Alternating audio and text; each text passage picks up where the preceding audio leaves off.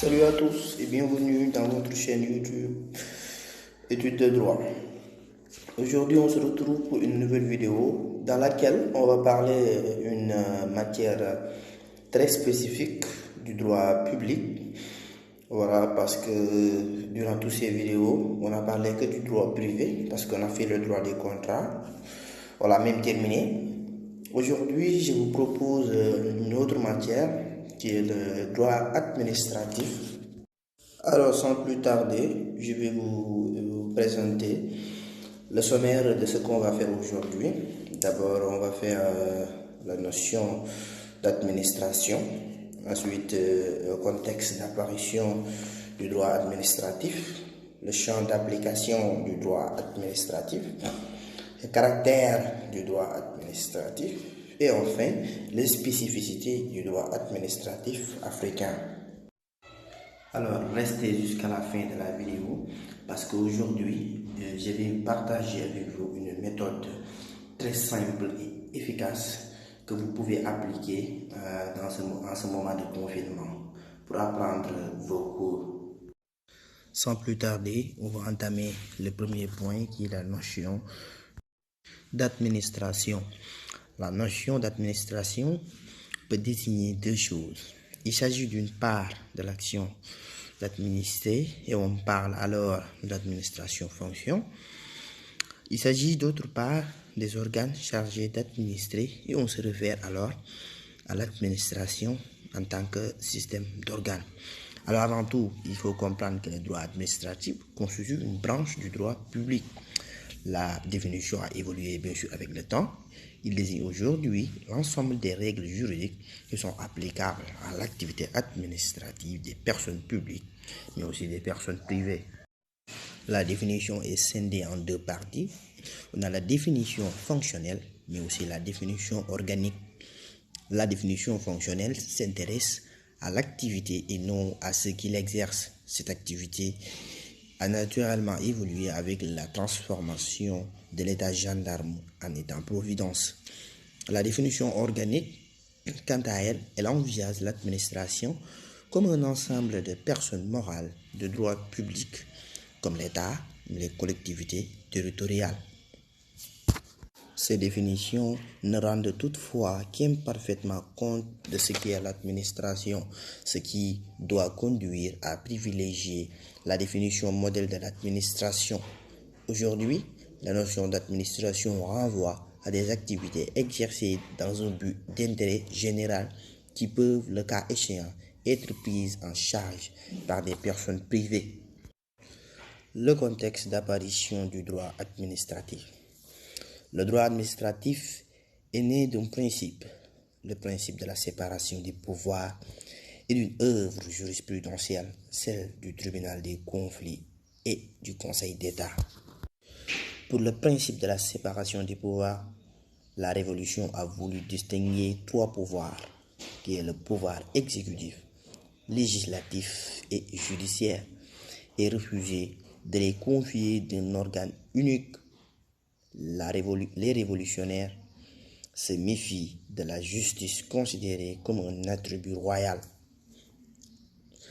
Pour l'origine jurisprudentielle, interdiction a été faite au tribunal judiciaire de connaître les litiges intéressants de l'administration. Le Conseil d'État, qui n'était pas encore une juridiction, a alors été chargé, en plus de sa fonction de préparation des lois, de résoudre les difficultés qui s'élèvent en matière administrative. Le Conseil d'État devient une juridiction à part entière avec la loi du 24 mai 1872. L'arrêt le plus souvent cité est l'arrêt Blanco du tribunal des conflits du 8 février 1873. Cet arrêt consacrait la naissance de l'autonomie du droit administratif. Terminé avec le contexte d'apparition, on va entamer directement le champ d'application du droit administratif. Le droit administratif a la particularité d'être à la recherche de critiques permettant de dire de manière certaine quand le droit administratif est applicable et donc quand le juge administratif est compétent. Cette tâche a opposé à la fin du 19e et au début du 20e siècle deux écoles se fondant sur deux notions fondamentales. Une doctrine divisée pour l'école du service public qui a comme tête de file le doyen de la faculté de droit de Bordeaux, Léo Duguy. Le droit administratif s'applique au service public. En fait, cette école s'appuyait sur l'arrêt Blanco, l'école de la puissance publique qu'animait le doyen de la fac de droit de Toulouse, Maurice Oriot. Estime qu'on ne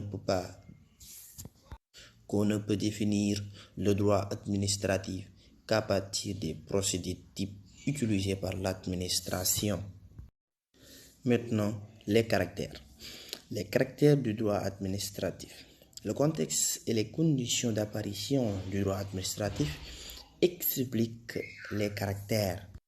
Le droit administratif, un droit autonome. L'autonomie du droit administratif consacrée par l'arrêt Blanco est justifiée par le fait que l'administration a une activité essentiellement dédiée à l'intérêt général. Elle ne doit pas donc être soumise aux mêmes droits que les particuliers. Elle doit pouvoir utiliser des procédés qui ne sont pas concevables dans les rapports de particulier à particulier. Il faut alors appliquer à l'administration un droit propre, un droit de privilège apte à lui permettre de mettre en œuvre la puissance publique tout en respectant les droits fondamentaux du citoyen. En dehors de l'autonomie du droit administratif, il y a un droit d'origine jurisprudentielle. Le droit administratif n'a pu se développer que parce que devant l'absence de loi, les juridictions administratives ont progressivement formé un corps de règles spécifiques applicables à l'administration. C'est dans ces conditions qu'elles vont déterminer le régime de l'action administrative, le régime général de la responsabilité publique, le régime des contrats administratifs, etc. Cependant, ce caractère jurisprudentiel est de plus en plus remis en cause par la codification. Le caractère jurisprudentiel du droit administratif est aujourd'hui limité par l'œuvre de codification constatée en France même, voire par exemple en matière d'organisation administrative. Enfin, pour les spécificités du droit administratif africain, au lendemain des indépendances, les pays africains de tradition juridique française n'ont pas rompu avec le modèle français de droit administratif. Au contraire, s'est développé un phénomène de mimétisme consistant à reprendre purement et simplement les règles du droit administratif français. Sous certains rapports et dans certains secteurs, pourtant des efforts sont faits dans le sens de donner au droit administratif africain une spécificité relative. Il en est également ainsi dans l'adoption du système d'unité de juridiction, c'est-à-dire qu'il n'existe qu'un seul ordre de juridiction avec les mêmes juges qui sont compétents, aussi bien en matière administrative qu'en matière judiciaire. Il en est par ailleurs l'existence de règles de fond différentes de celles du droit français. Voilà, c'était tout pour aujourd'hui. Si la vidéo vous a plu, n'hésitez pas à liker la vidéo et dites-moi en commentaire ce que vous pensez du droit administratif et ce que vous pensez de cette vidéo. Alors, abonnez-vous dans votre chaîne YouTube Études de droit pour recevoir chaque jour de nouvelles vidéos sur le droit. Pour la méthode, c'est une méthode très simple, mais qui peut s'avérer efficace. Elle consiste à apprendre le plan de cette matière. Quand vous avez appris le plan de cette matière, lisez le contenu une seule fois et voilà. À l'approche des examens, la révision sera beaucoup plus simple.